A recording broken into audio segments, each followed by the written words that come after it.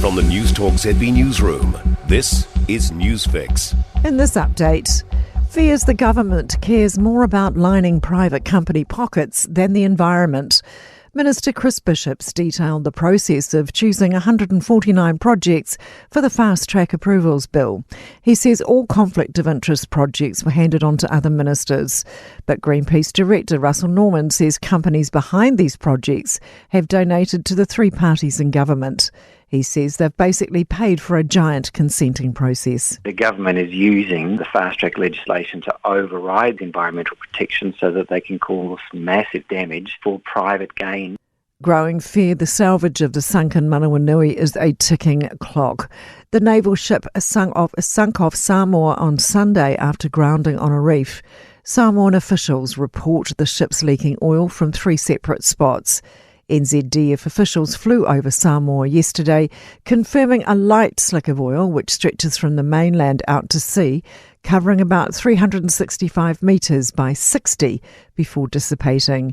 Waikato University's Nick Ling points out Cyclone season for the Pacific begins next month. Because the wreck is relatively shallow, it will be affected by things like cyclone swells.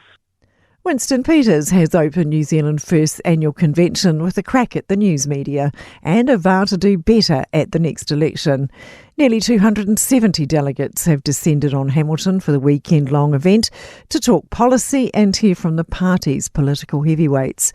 Peters says it's the 31st convention of a party the media claimed wouldn't last 5 minutes, and they're already getting fully prepared for 2026. It's a long time and it's been a real slog, and we'll talk more about that tomorrow. But no political party has been under so much scrutiny and criticism unfairly than the party you're a member of. Florida's governor is warning deaths could still happen post-Hurricane Milton if residents don't take precautions. That's news. In sport, Team New Zealand have highlighted the pre-starts as one of the most critical components of their America's Cup campaign against Ineos Britannia as racing gets underway overnight in Barcelona. Britannia are yet to beat New Zealand in a completed race, but the Kiwis haven't competed in over a month. Team NZ helmsman Nathan Outridge says the Challenger Series featured enthralling jousts in the pre-start, and they're expecting more of the same. We've been watching pretty closely what Ben and Dylan and the team have been up to, trying to study their moves, trying to understand counter moves, and I'm sure they'll be trying to guess what we're going to do come tomorrow as well. So I think we've seen this racing. The boats are incredibly close in terms of the performance. A blow for the Bay of Plenty Steamers ahead of this afternoon's NPC Rugby quarter-final against Hawke's Bay in Tauranga.